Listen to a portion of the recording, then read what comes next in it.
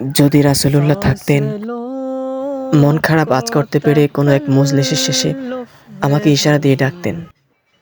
আমি দৌড়ে গিয়ে অবুঝ শিশুর মতো উবু হয়ে একদম কাছাকাছি গিয়ে বসতাম। তিনি হৃদয় জোড়ানো মুচকি হাসির সাথে আমাকে জিজ্ঞেস করতেন, মন খারাপ? কি হয়েছে বলো? আমি আদিক্ষেতায় বলতাম, আলহামদুলিল্লাহ, কিছু হয়নি, ভালো আছি ইয়া রাসূলুল্লাহ। রাসূলুল্লাহ মানতেন না। কাঁধে হাত রেখে মাথাটা কাছাকাছি এনে ফিসফিস করে আদর মেখে বলতেন, কি হয়েছে বলবে না আমাকে? তুমি কি বিয়ে করবে? আমি লজ্জায় গুটিসুটি মেরে মাথাটা আরও লুকিয়ে ফেলতাম।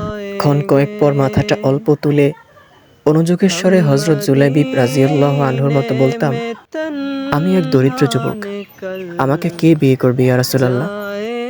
আল্লাহর রাসূল একদম নির্ভার কণ্ঠে বলতেন, মদিনার অমুকের কন্যার সাথে আমি রাসূল তোমার বিয়ে দিলাম। আমি আনন্দে কেঁদে ফেলতাম।